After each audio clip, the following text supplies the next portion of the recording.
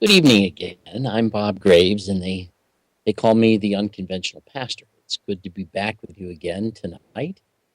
And tonight, I want to talk about a topic that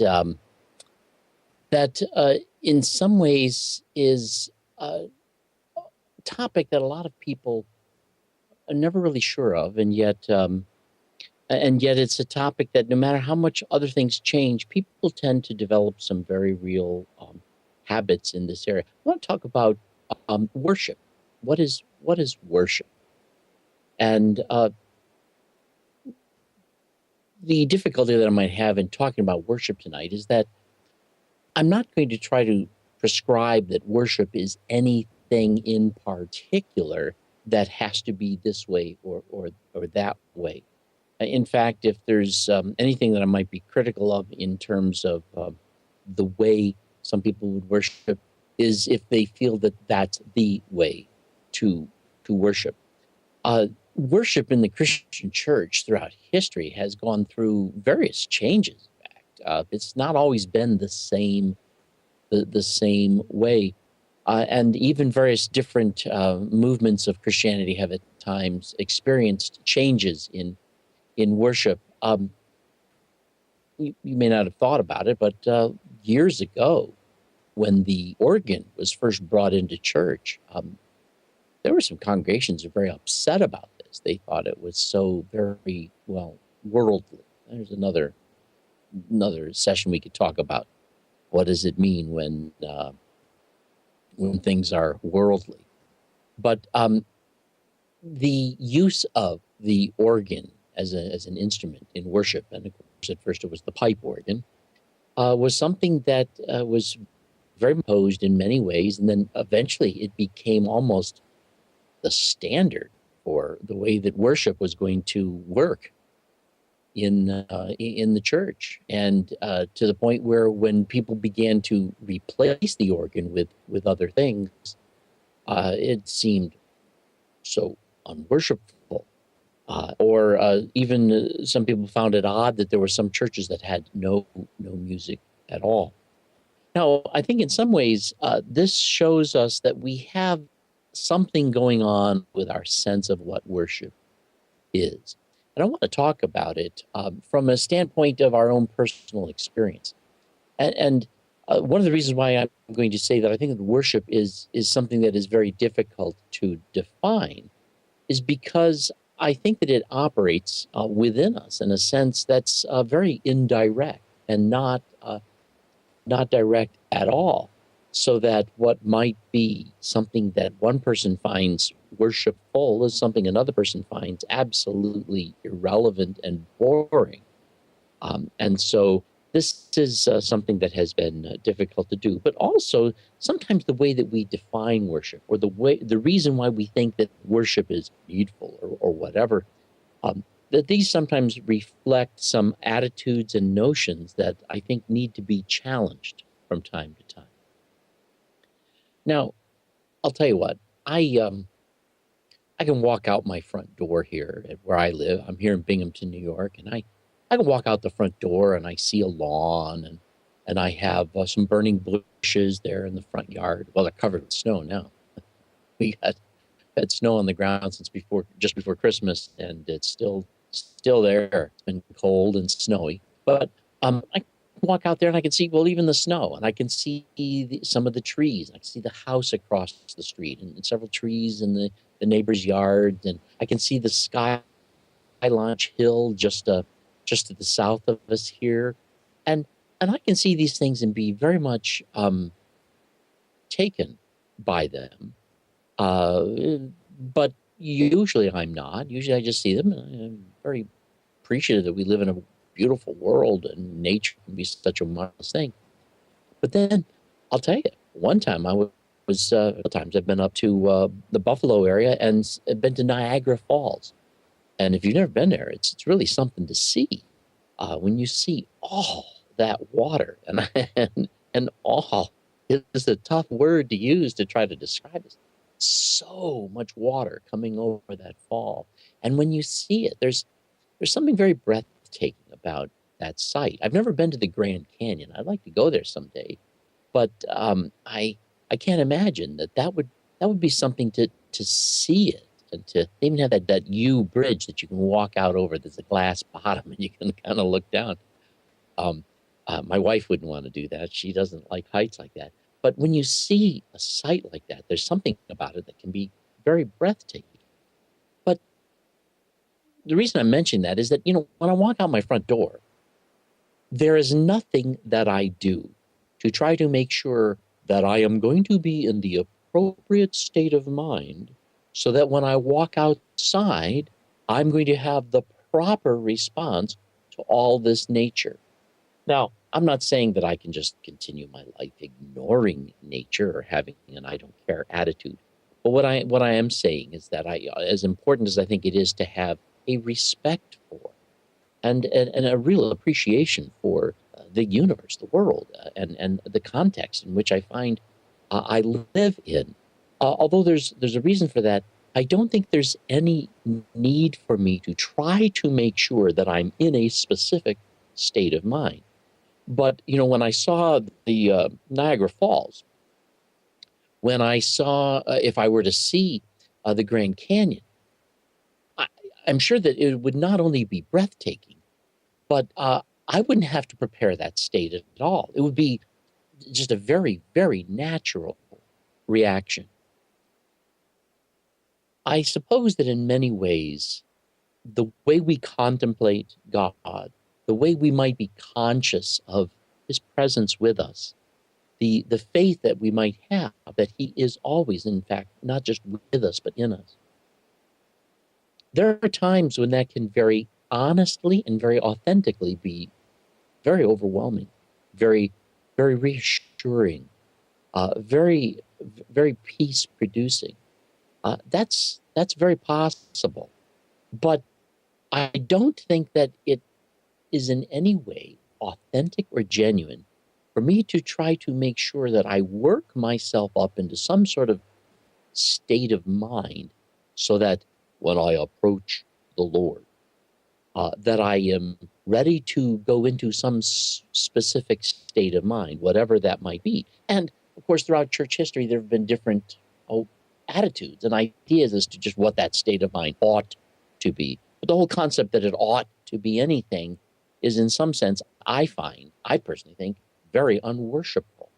If the adoration or veneration or whatever you want to call it, the sense of awe that we have over who God is not something that is an honest reaction, an honest response to what it is that we see in the natural course of events in our life, in just being real about our faith and real about who it is we perceive God to be.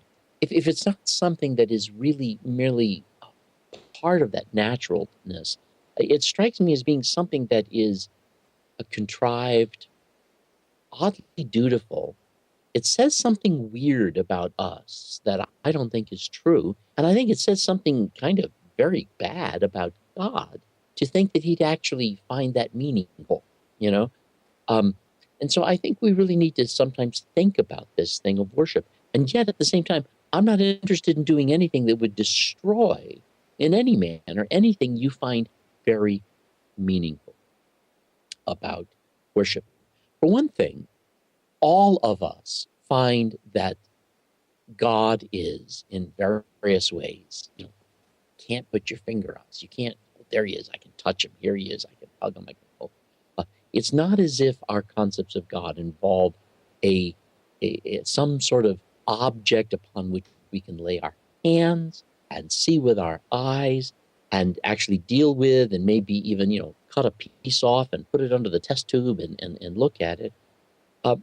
But for us, our connection with God is very much a connection with what we relate to through some sort of construct of our mind. And if there's one thing that's true about constructs of our mind is that they become habits. They do. And that's not a bad thing. It's just the way the human brain operates. And as a result, we find that certain habits can grow into our lives in a way that become significant, meaningful, familiar, that have an ability to create a learned response as well. Um, I practiced the guitar many times to get better at it, but sometimes people who are not a musician don't really understand. One of the reasons why a guitar player might play the guitar for 20, 30, maybe an hour every day. I wish I had time to do that. But it's not because, well, I like playing it, so I'm going to play it because I enjoy it. No, we're repeatedly doing certain things, going over certain modalities or certain chord changes or certain nuances, and we're trying to turn it into something that becomes, in some ways, muscle memory. We're trying to turn some of the things that we do as a musician into a habit that can then be called upon almost unconsciously. And the more we practice it and the more nuances we work with and the more aware we become of all these different things, the easier it is for us as musicians to spontaneously just make stuff up, because everything that we make up is really just a new way of combining other things we've already become quite familiar with. I mean, there's what, my guitar, there's 22 and some of them 24 frets and 6 strings, and there's only so many notes, and they can be played in a variety of combinations. But by learning different ways of putting it together, it comes out that way. And there's something like, you might call it a musical response that if I can pick up the guitar, I can play something, and the things that I do are sometimes so automatic and so just flying off of whatever it is I'm doing spontaneously, that it comes out and it can be musical, it can be within mode, it can be in the proper key and things like in the proper timing. And a lot of this done without even thinking about it, because I'm just getting into a kind of a mode or a state of mind that I'm accustomed to getting into to play the music. And that's just part of being human. And for me as a musician, that's part of what I do as a human being. But there are other things that we do that become habits. Something that I found very useful for me was something called, the relaxation response.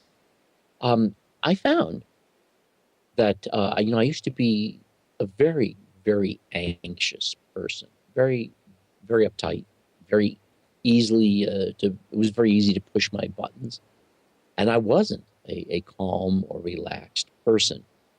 Occasionally, I can get quite passionate again about various things, but I really have to kind of get into that mood, I guess, where it lets go, or where I don't expect it to happen.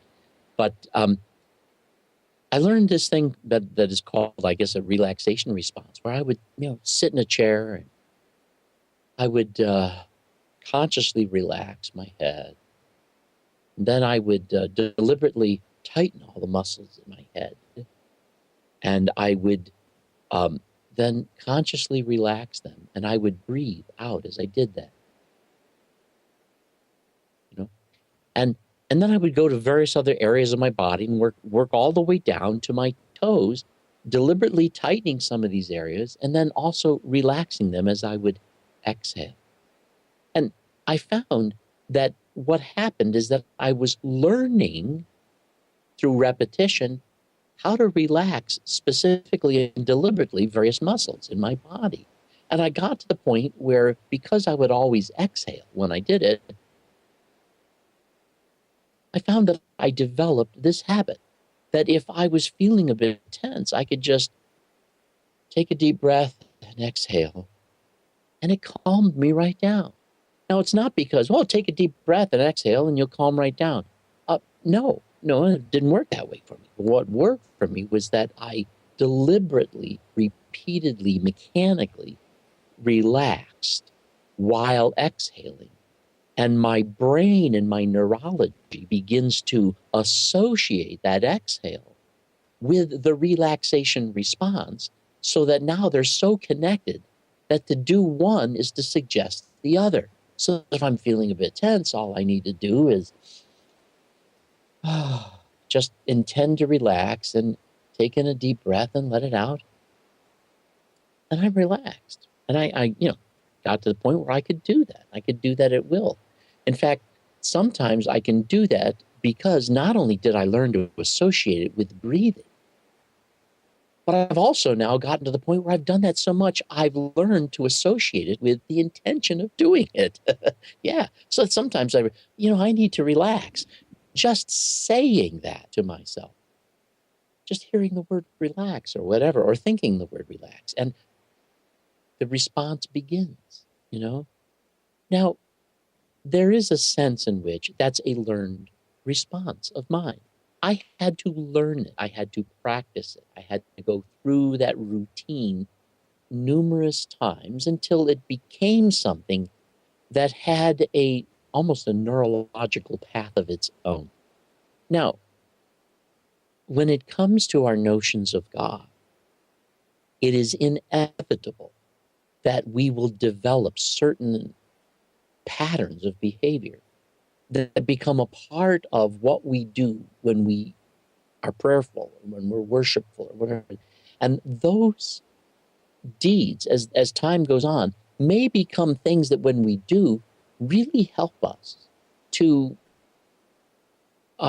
focus on things that are meaningful to us, focus on the love of God, focus on the value of people, focus on our worth before God, various other things, whatever we've learned to associate with, that can happen and become a habit, an habitual response that becomes far more automatic. But for most people, this is not the kind of thing where, you should learn to kind of just bow your head, as it were, metaphorically, and just take a moment to be conscious of the fact that you abide in the presence of the love of God. If you've never done that before, your first time trying to do something is going to be more like, well, okay, what do you want me to do next? It's not there. It's because it is, in some ways, a learned response. Now, all of us will go through that sort of a learned response. And here's where some of the blindness can sometimes come in.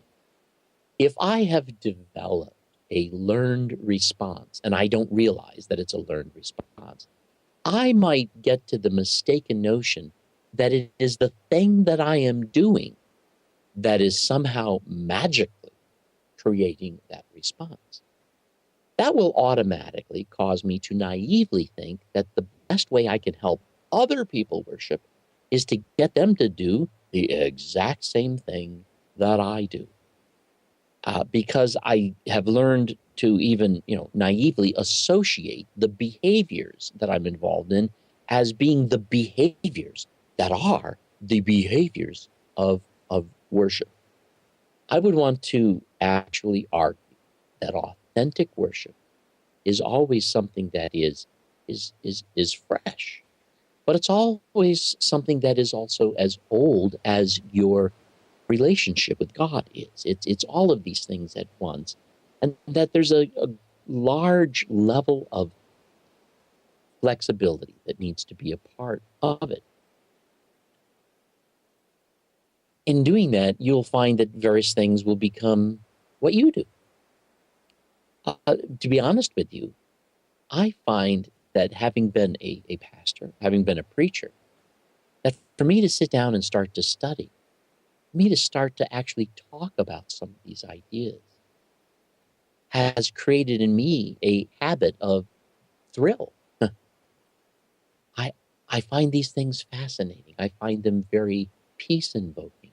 I find them to be something which makes me sometimes overwhelmed in the awareness that I have this awesome privilege of being conscious of the fact that I live in the very presence of a very loving God, and I feel very loved by that God, and so it's in some ways almost ecstatic just doing it, and I've done that so many times that for me, that has been part of the response that I find I have in just talking about some of these things. They thrill me. I like talking about it. But at the same time, I don't think that it would be healthy for me to just, see, I'm not in the right mood. So let me see. Let me just start talking about God and see if I can kind of uh, invoke this.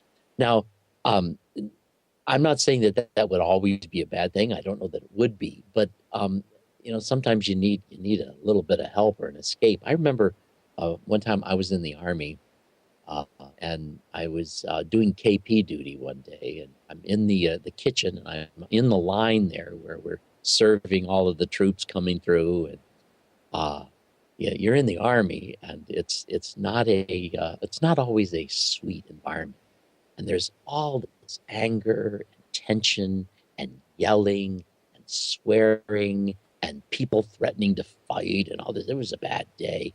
And I'm working there in the kitchen and I'm listening to all this stuff. And I wasn't enjoying it at all.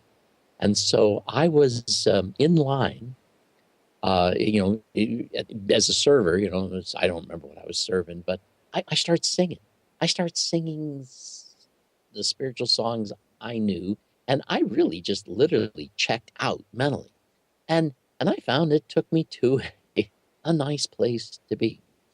Um, I suppose that in some ways that was helpful. But I was in a particularly stressful moment there, and I think that was helpful. But if I were to say, "Oh wow, look at that spiritual high I got to do. Let's do that again," and try to kind of artificially work it up, that strikes me as kind of odd, and I'll tell you why. I mean, think about it. I don't know if some of you out there listening to me are married. You know, I can't picture what my wife would think of me if, knowing that, say, she's headed home from work, I begin going through various rituals to make sure that when she walks through the door, I am in this purposeful state of mind to make her feel very appreciated and wifely. Um, if she knew I had to go through a ritual to do something like that, I don't think that that would come across to her as very real or very authentic. Rather, I find in my relationship, I would rather find ways of responding in appreciation and gratitude and awe in the moment, where things are there and where that's just the natural way to respond. Much like, there's some days when we're going here, we're going there, we're doing this, and I'm not thinking of anything in particular. It's no different than like earlier when I was talking about walking outside my front door and seeing the beautiful hill across the way. And then comparing that to the Niagara Falls and there's sometimes when the things going on in that relationship with my wife are times of where I really deeply appreciate her, and I realize I don't appreciate her enough. But it's an authentic sort of thing when you share that. And to me, that is something that is a healthier, more genuine sort of a relationship. It's not something that is contrived or ritualized to the point of where we're trying to achieve something here. Now, it's inevitable that there would be certain rituals that would develop even in a relationship. But we don't necessarily think of them as rituals, but they are. I mean, for example, um, I'm the cook here. Usually, when it's time to eat, I'm the one who has to put it together. And I enjoy doing that. When we get up in the morning, before my wife goes to work, I get up, I make coffee, I make something for breakfast. I'll find out what she'd like me to put together for lunch. Um, I'll I'll either put that together, or if she has something else in mind, sometimes she'll put something together. But nonetheless, we go through this routine, and that routine also involves the moment I walk down into the kitchen and the dogs are there, I let them out the back door. And then I clean out the coffee pot and get it ready. And before it's ready to turn on, the dogs are back at the back door and they want in. What I'm saying is there's this routine. It repeats, it repeats, it repeats, it repeats. And there's some parts of that routine that actually help me keep track of the time, because there's a time when each of us have to leave the house to go do what it is we do. And so, these routines are, in a sense, rituals. So we do them the same way. It's considered a ritual when you tie your shoe. You don't always stop to think, okay, do I loop it first, or is it left over right? Or, you just do it because it becomes sort of a thing that you do, and it gets you ready to be dressed, as it were. Now, worship, in many ways, your relationship with God will take on, as any relationship will, certain routines. But there's nothing in and of these routines that makes that an act of worship, other than perhaps the fact that you just have those routines.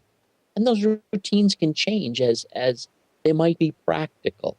I mean, if my wife or I, for example, find that we have to be to work at a different time, that might be a good time to change the routine as to when we do what we do, or what order we do it in, or how we go about doing it.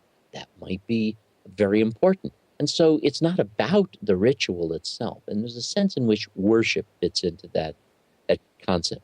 Now, there's some very unhealthy things about worship, though, that we can talk about. In some ways, the concept of worship is to ascribe worth. But I'll tell you something. I really don't see God as somebody who's got this. Well, he's got a weak ego.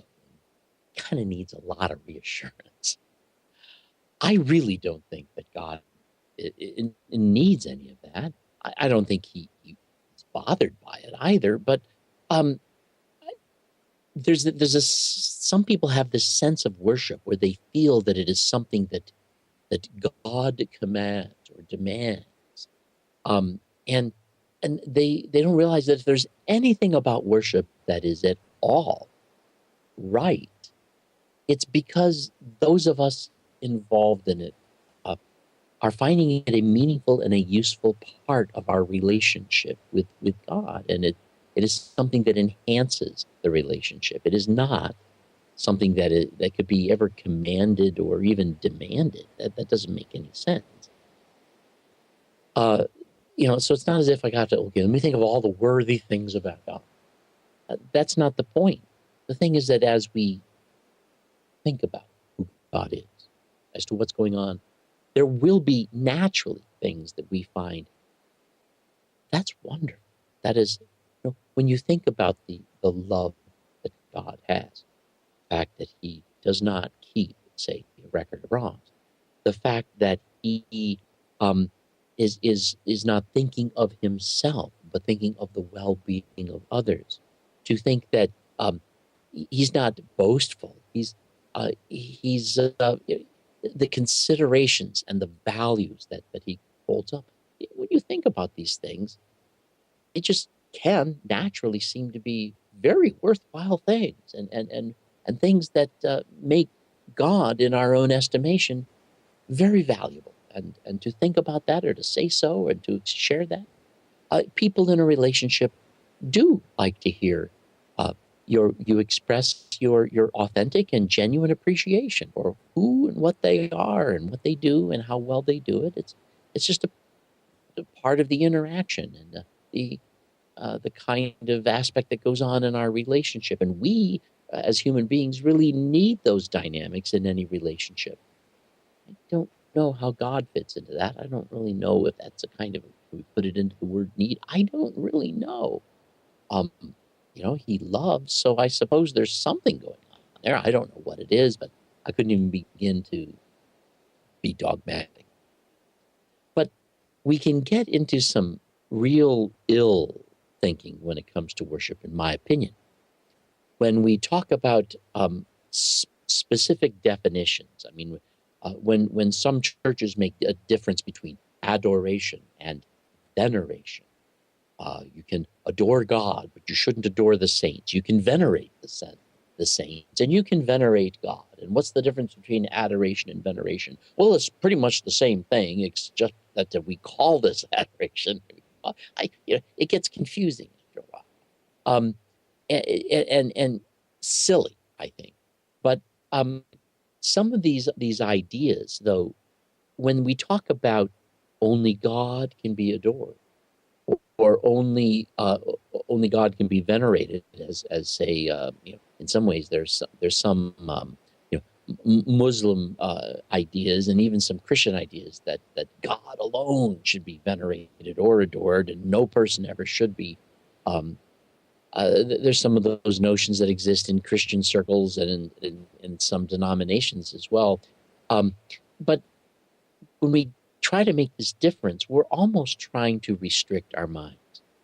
I think that when I look into the face of some children, I'm struck at just how adorable they are. Uh, when I see certain people behaving in a way that is very kind, very uh, um, amazingly giving and loving,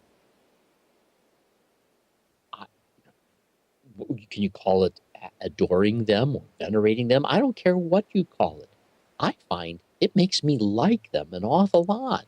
And the feelings and the thoughts and the appreciation that is there can go all the way to the max. And I'm not really worried about, oh, where's this line that I'm not supposed to cross in admiring or adoring, say, another person. I don't know, and I don't really care. I don't think that's the point. I don't think it has anything to do with that. And then we get into this idea of whether, I guess, the original root meaning of the word that we translate worship in the New Testament means to bow down, which is a physical act, to bow down.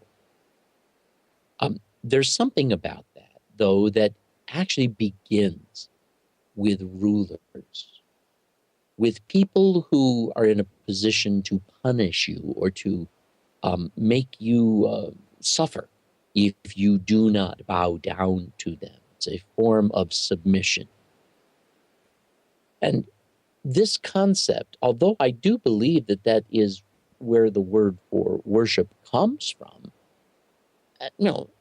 that's just where it got started. The way that it was used and what it really meant and the significance that it had could have really drifted far from there. And then the behavior of bowing down might have been no more of a ritual than the breathing out that I do that helps me relax. So the behavior is not necessarily something which symbolizes what it originally symbolized. I don't know how some people think. When some people they do, they when they pray, they will bow their heads. I do if I'm in public, if I think other people are expecting it, but when I pray, I just start talking out into the air. I don't really ever bow my head. I really don't picture God as somebody who cares if I have some sort of self-flagellating attitude. He doesn't need that from me, and I don't feel that way about myself. I, I, it's not the sort of thing that I feel is necessary or real or genuine, and so I don't make that a part of it. But we can have this concept of bowing down to the point where what we are doing is subjugating ourselves. We are lowering ourselves. We are, and to me, that's a sense of false worship. To lift God up in our estimation by tearing ourselves down, well, he must not be very high. In fact, if I could lift myself up authentically and honestly as high as I could lift myself up, and God is not higher than that, then he's not worthy of any worship. And he is not, his worthiness of worship is not in any manner inhibited or made, it's not obfuscated. You can't get rid of it or make it so I can know it's not eclipsed in any manner by the fact that I am as honorable or as dignified as I am. So I don't need to lower myself to raise God up. That doesn't make sense. And there's some people though who have gotten into this habit of where for them to worship God is to realize what sort of a lowly, useless, meaningless worm they are. And only God has value and only God has worth. That is not, as I understand it, a very healthy psychologically or emotionally attitude about worship. And if God is not someone who is pretty awesome in light of how wonderfully awesome we are as human beings made in his image, then, this worship stuff is merely nonsense anyway. It isn't a political thing where because he's bigger than we are. Oh, okay, that means we're the ones who worship him because he's bigger. You know? It's that's not love. That's not a real relationship, and that's not real worship. Now, we find that some forms of worship also try to call upon the spirit beings or the Holy Spirit or the angels or whatever to help us worship. Now, I understand, some people like when you go to church sometimes they'd open up the service in prayer, you know, and dear God help us, to be mindful of your presence and all this stuff. Now, I realize that in some ways, when it comes to corporate worship, it can really be helpful, particularly for people who are just learning something about that. But I'm going to be honest with you. For myself, I found that as a Christian, the longer I became a Christian, the more I became aware of the fact that I'm always in the presence of God. And I, I got to be honest with you, for me personally, I find beginning a church service with a word of prayer a waste of time. Did we come here to sing a song? Let's get singing. Did we come here to talk about some topic? Let's get talking. Did we come here to learn about how someone is dealing with something? Well, let's get to sharing. Did we come here to see one another? Let's get to fellowship. I I don't. I now that's because I have already developed enough of those habits that I don't need the shoehorn to get the worship shoe on, as it were. I don't I don't need that. So now I realize that may be me. And so I can't begin to dictate that to anybody else. But I do think that there is a sense in which if life is lived before God, God is truly valued and really appreciated, that this becomes something that is merely just kind of an ongoing thing. You know, I don't stop to think to breathe, and I don't often stop to think and remind myself that I live in the presence of God.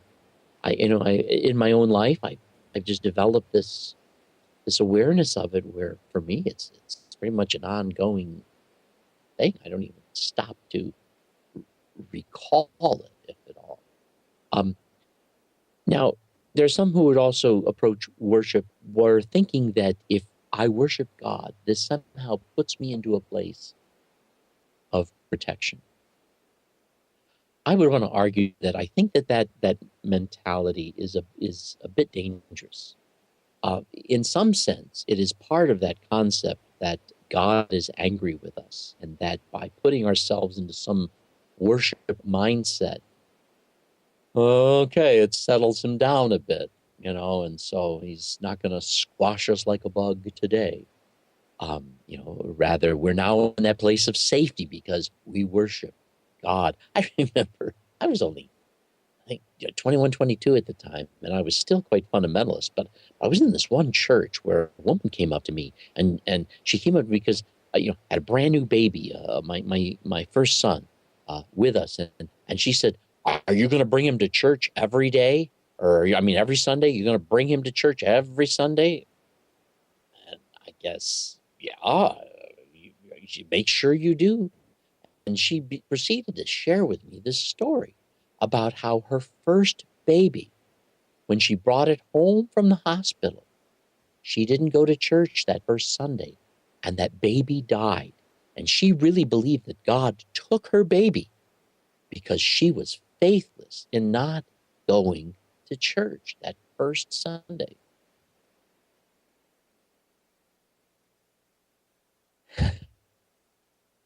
Even for me at 21, still being quite fundamentalist, that sounded horrible to me. I can't imagine um, coming to church to worship or going anywhere to worship or doing anything to worship, all because if I don't, there is going to be some horrid consequence that I will suffer. And this baby who had to be quite innocent to have their opportunity to have a life snatched from them, all because their mother refused to go to church. I don't know. That strikes me as being some strange sense of safety. Well, where do we draw the line? Well, I don't even have that line. I don't draw it anywhere. I do think, though, it is true that in any relationship that we have, that the degree to which we allow ourselves to be the sort of person who is open to real appreciation, authentic interaction, that's good. That's good. It's good to have that. But it's not as if, you have to do that or you're not going to be safe. That isn't the deal. Now, the self-flagellation, be it literal or metaphorical, is sometimes a part of what many Christians consider to be their worship.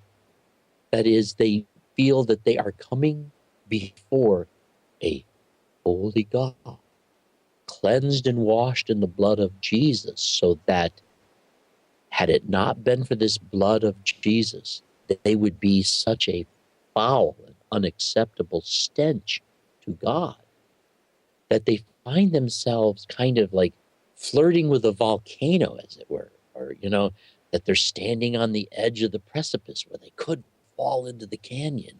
And in this awe environment, they're standing in front of a God whose holiness could burn them to a crisp if their sin were to ever show. I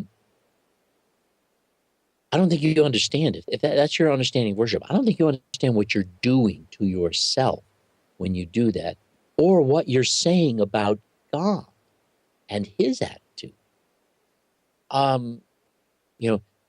You're trying to exaggerate this difference. There is granted, as I understand, the difference between who we are as human beings made in the image of God and who God is. That is such a distance. You don't need to do anything to exaggerate. Not only that, but given the fact that it seems to me that one of the results of our relationship with God is that we become Christ-like, I get the impression that if anything, God is trying to shrink that distance or that difference, or at least trying to treat that difference as if it doesn't make any never mind or difference anyway. It isn't relevant to the relationship. And looks like we might have a comment here. Let me see what we got. Viewer comment: if he really is our perfect Father, should we worship God at all? Does he actually want us to? There's a sense in which in this, I'm going to say yes, I'm going to say no. I'm going to say both, because I think it all depends on what it is you think worship is. I am calling worship healthy worship just the honest, spontaneous appreciation that we have when we realize how wonderful he is. And that's great. And that's what, but there's nothing you need to do to necessarily make that happen. It's not something artificial. And if it is artificial, it isn't real. Now, at the same time, as human beings, becoming grateful people is also part of a habit that we have to develop. If we don't have it as a habit, and it is a habit one can develop. And being human beings, the way our minds work, the way our behavior works, habits can be useful things. So I think that there is a value in the habit of being appreciative to God. But that's just so that we can find ways of managing and regulating our behavior and our experience. But I don't think it has anything to actually do with what God wants or demands or needs or anything like that. It's just a good way to make sure that that I can have those, develop the openness and the awareness of those spontaneous moments where genuine awe is just an appropriate response that is kind of natural. It's like, sometimes you're walking out and about or driving down the highway and you see this sunset that just takes your breath away. You go, wow, look at that. Does God want me to do that? I don't know and I don't care. And I'm going to do it because I think that sunset is awesome. And there's some times when I contemplate who God is, and I find that to be just absolutely awesome. And I'll be honest with you, I could care less if God does or doesn't want me to do it. If I think he's awesome, I'm going to say so. And if I don't, I guess I'm not. And I just don't see that there is in this relationship any kind of element to the relationship where, we're keeping score. It just isn't part of it. It's so in the sense, I think I have to answer that question is it's a little more complex than the question puts it, and I don't know that the answer works either.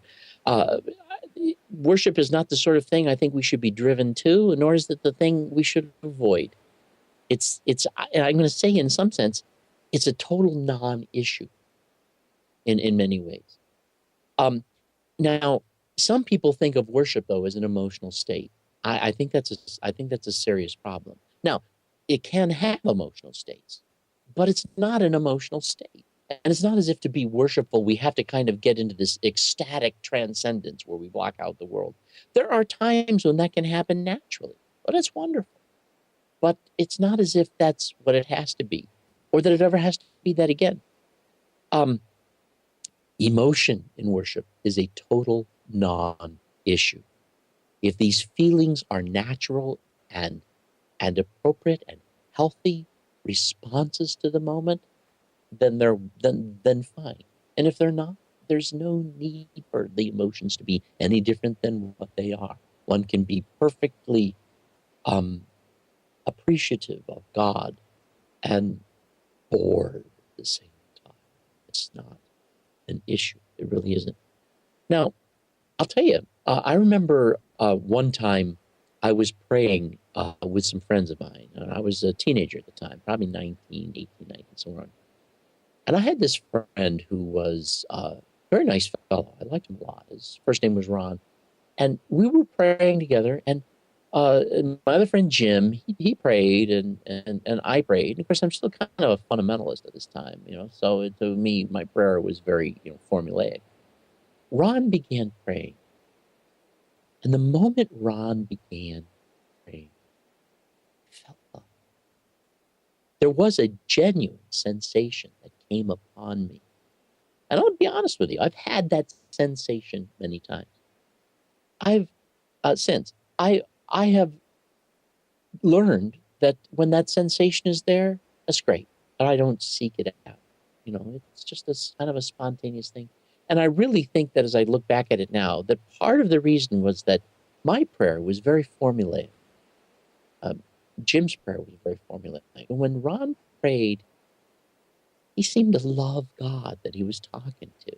And he was just a young teenager, but there's this just something about it. It was more relational, more connected, and it touched me.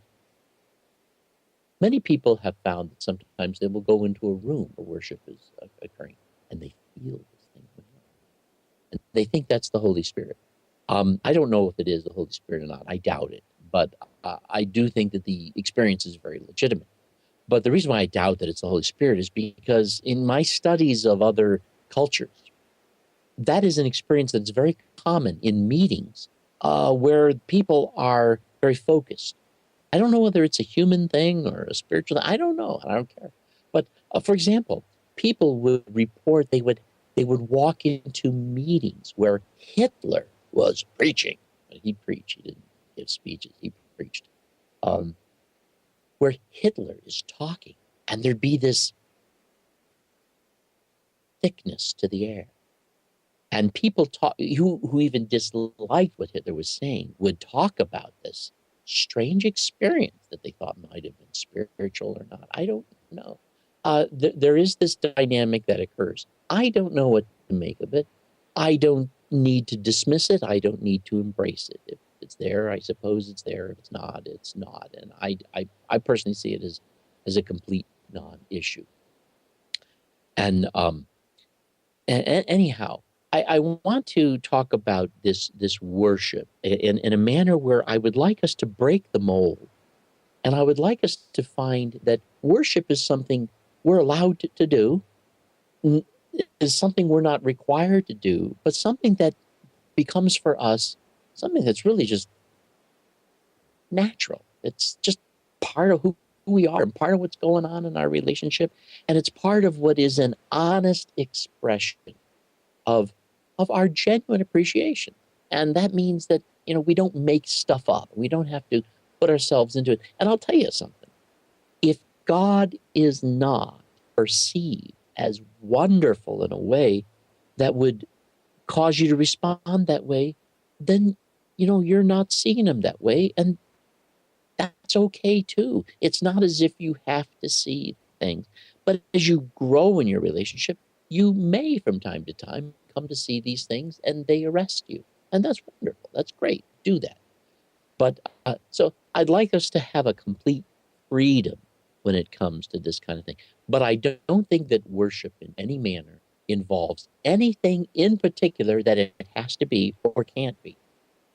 And I think that it can involve some sort of ritual or habit if that helps you.